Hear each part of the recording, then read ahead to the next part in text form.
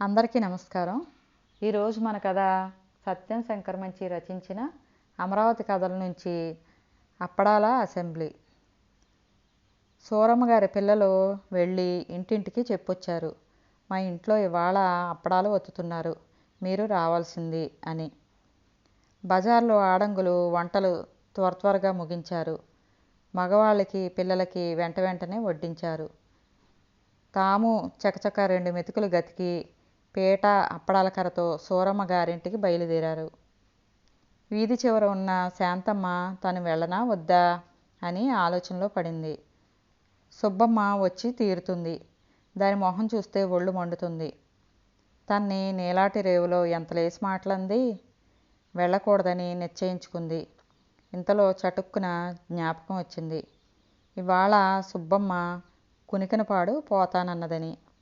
ఇంకేం సంతోషంగా లేచి పనులు ముగించుకొని వంటింటికి గొళ్ళెం పెట్టి, కుక్క వస్తుందేమో జాగ్రత్త అని భర్తకి చెప్పి పీట అప్పడాల కర్రతో సూరమ్మ ఇంటికి బయలుదేరింది. శాంతమ్మ గుమ్మంలో అడుగు పెడుతుంటే సుబ్బమ్మ గొంతు వినిపించింది. సుబ్బమ్మ చెప్తుంది, కునికినపాడు వెళదామనుకున్నానా, పడవ రేవు దాటిపోయింది. ఎండవేళ ఎందుకులే అని మానేశాను. ఈనాటికి ఎక్కడ ప్రాప్తమో. శాంతమ్మ వెనక్కి తిరిగి వెళ్ళిపోదాం అనుకుంది.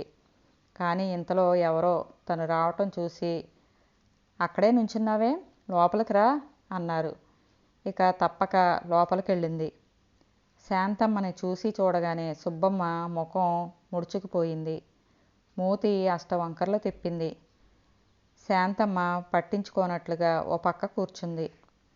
అప్పడాల పిండి పళ్ళెంలో ముద్దగా మధ్యన ఉంది. తలా కాస్త పిండి తీసుకుని అప్పడాలు ఒత్తుతున్నారు. ఒత్తుతూ వెంకాయమ్మ అందుకుంది. నీకు జ్ఞాపకం ఉందో, మా రాముడి పెళ్ళికి 1000 అప్పడం ఒత్తాం, 10 బూడిద గుమ్మడికాయల వడియాలు పెట్టాం. వెంకాయమ్మకి ఎప్పుడు తన్ని గురించి గొప్పలు చెప్పుకోవటమే. ఇది సుబ్బలక్ష్మికి నచ్చదు. టక్కున ఎదురొచ్చింది. 1000 అప్పడమా వల్లకాడా, మనమేగా ఒత్తింది, 500కి మించి ఉండవు. వెంకాయమ్మ చురచురా చూసి, నీది పాడునోరే, పోనీ ఓ 100 తక్కువే అనుకో, పెళ్ళి గురించి చెప్తుంటే వల్లకాడా అంటావా. ఓయబ్బా, నా నోరు అలాంటిది, మేం చదువుకున్నామా పాడా అంది సుబ్బలక్ష్మి. వెంకాయమ్మ సుమతి శతకం దాకా చదువుకుంది. సుబ్బలక్ష్మి స్కూలుకు వెళ్ళలేదు. వెంకాయమ్మ తిరిగి అందుకోబోతే ఎవరో సర్దేశారు. అప్పడాలు ఒత్తుతుందే గాని శాంతమ్మ సుబ్బమ్మని ఎలాగైనా సాధించి నలుగురిలో 4 పెట్టాలని ఆలోచిస్తుంది. సుబ్బమ్మ కూడా ఆ పట్టు మీదే ఉంది. సుబ్బమ్మ ఆ చివరి నుంచి అంది, మనం అనుకుంటాం గాని మనుషులంతా ఒకటి కాదమ్మా. తగాదా పెట్టి సంతోషించేవాళ్ళు చాలామంది ఉంటారు. చెప్పడమైతే అందరికీ చెప్పింది, కానీ ఎవరిని గురించో చెప్పలేదు. చెప్పటం ఎందుకు, బంతి విసిరితే టక్కున అందుకున్నట్లు శాంతమ్మ పడేల్మని సమాధానం చెప్పింది. తంపులు పెట్టి తన్నుకుంటే చూద్దామనుకునేదాన్నా, నేను తగాదాలు పెడతానా, నేను తంపులు పెడతానా, నన్ను చూస్తే చాలు కళ్ళల్లో నిప్పులు పోసుకుంటావు. నేను చంద్రహారం చేయించుకున్నాననేగా నీ మంట. ఓయబ్బా, నగలో వెలిగిపోతుంది ఐశ్వర్యం.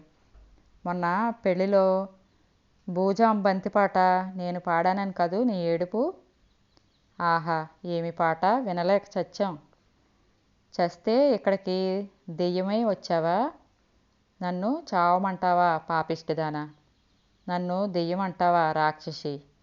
అప్పడాల కర్రలు తీసుకుని ఒకళ్ళ మీదకి ఒకళ్ళు లేచారు. మిగతా ఆడవాళ్ళు మధ్యలోకొచ్చి యుద్ధం ఆపారు. దాని పుటకే అంతా, దాని వంశమే అంతా.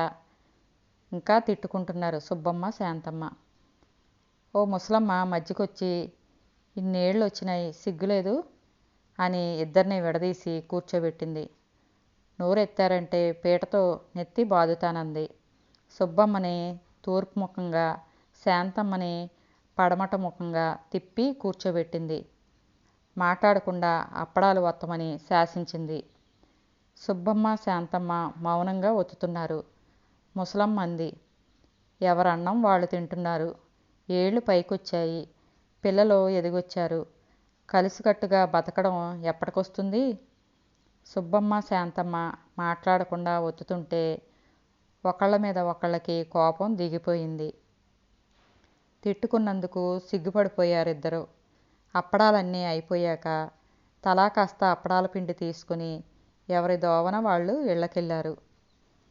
శాంతమ్మ వేడి అన్నంలో నెయ్యి వేసి అప్పడాల పిండి భర్తకి వడ్డించి, ఏమండి, మన పిల్లని సుబ్బమ్మ కొడుక్కిస్తే ఎలా ఉంటుంది అంది.